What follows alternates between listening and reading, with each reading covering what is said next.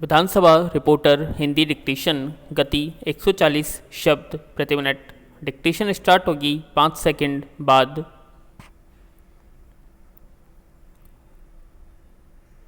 Start. उपसभाध्यक्ष जी, मैं भी आपको पहले बधाई दूंगा।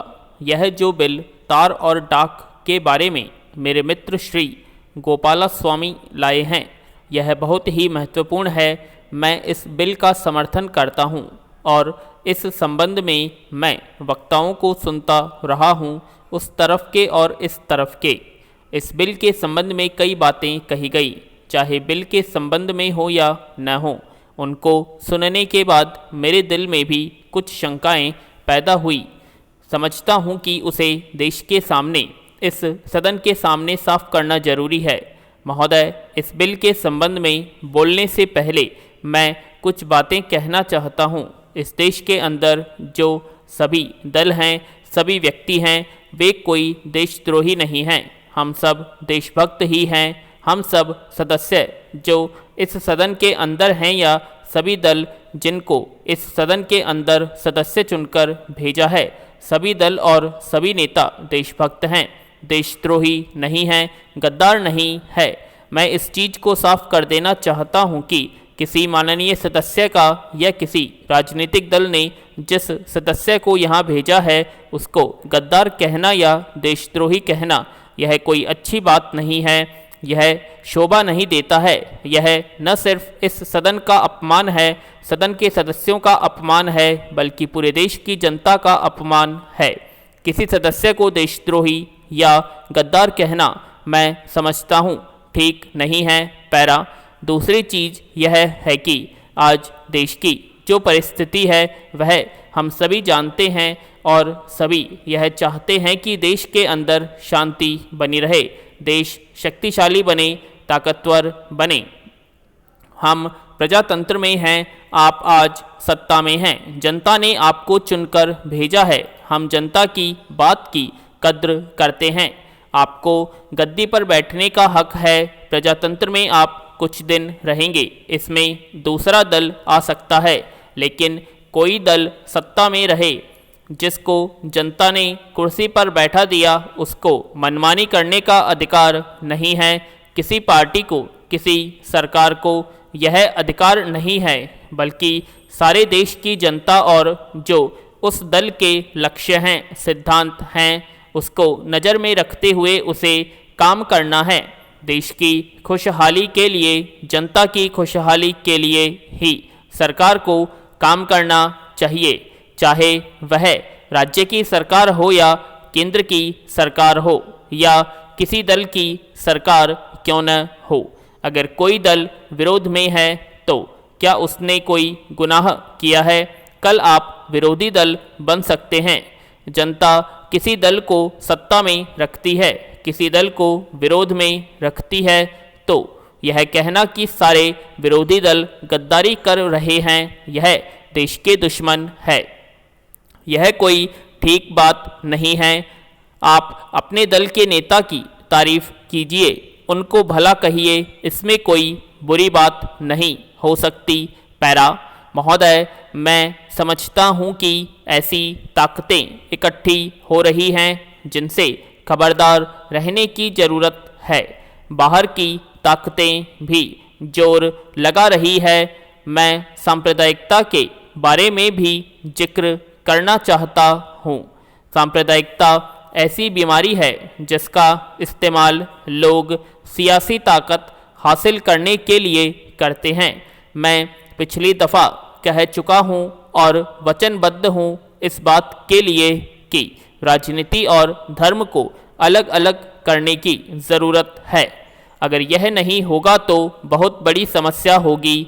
हमारी एक और बड़ी समस्या यह है कि हम देखते हैं कि किसी न किसी गुरुद्वारे से, मंदिर से, मस्जिद से आवाज़ें उठती हैं कि हम सुरक्षा चाहते हैं, हमारे पर आक्रमण हो रहा है।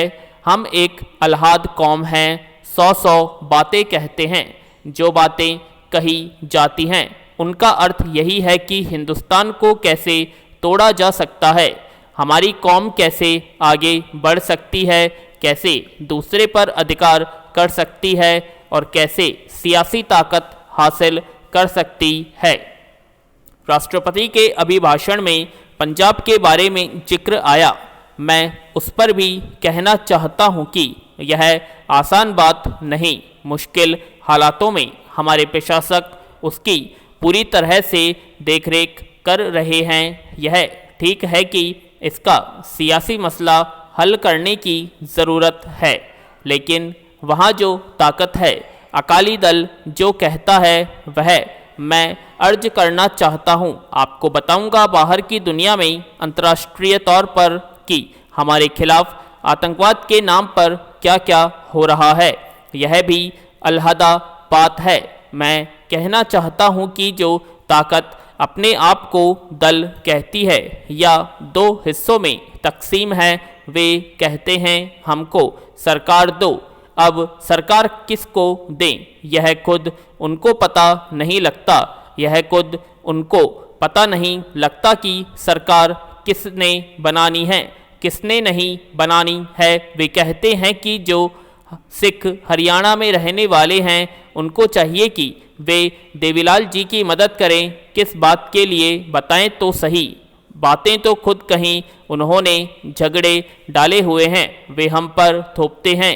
लुधियाना में उन्होंने कांग्रेस सम्मेलन किया, उसमें आतंकवाद के खिलाफ एक बात नहीं उठाई, एक शब्द नहीं कहा कि आतंकवाद बुरा है।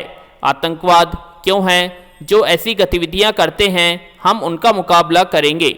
छोड़िए उनका मुकाबला करने की बात, उनकी जुबान से वह नहीं निकलता। आज सरदार बादल से पूछा गया, ज़रा बताइए तो सही, यह आतंकवादी जो बेगुनाहों को मारते हैं, आप उनके खिलाफ क्यों नहीं आवाज़ उठाते? वे कहते हैं कि हमें क्या पता है कि कौन निर्दोष है, कौन दोषी है, यह पता नहीं।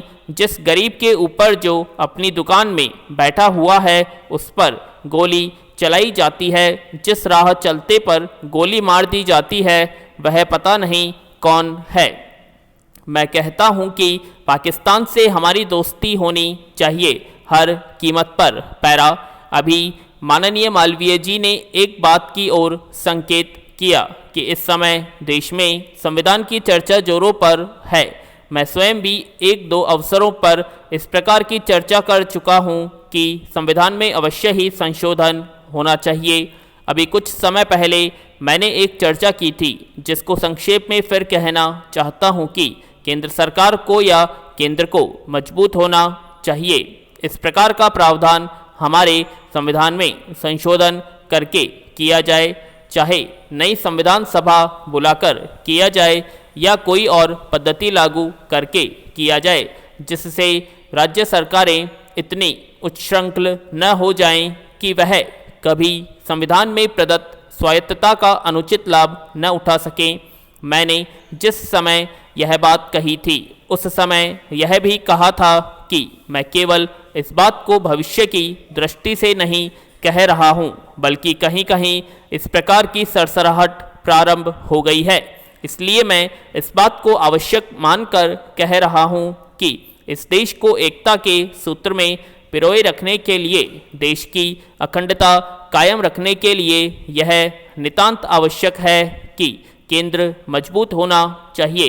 राज्य सरकारें एकदम इतनी स्वतंत्र न हो जाएं कि केंद्र के निर्णयों की भी अवहेलना करती चली जाएं। उस समय मैंने कुछ उदाहरण भी दिए थे जिनको यहाँ दोहराने की आवश्यकता नहीं।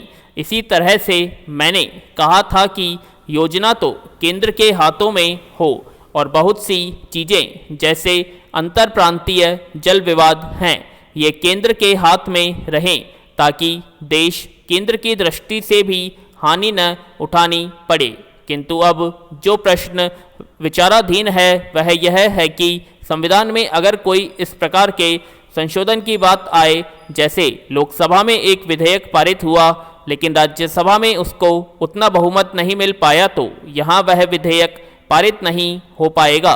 श्री भूपेश गुप्त से मैं अधिकांश विषयों में असहमत रहता हूँ, लेकिन यह जो विधेयक उन्होंने रखा है, जिस पर खुले मस्तिष्क से यदि सदन विचार कर सके तो उसमें आपत्ति क्या है? पूर्ण विराम।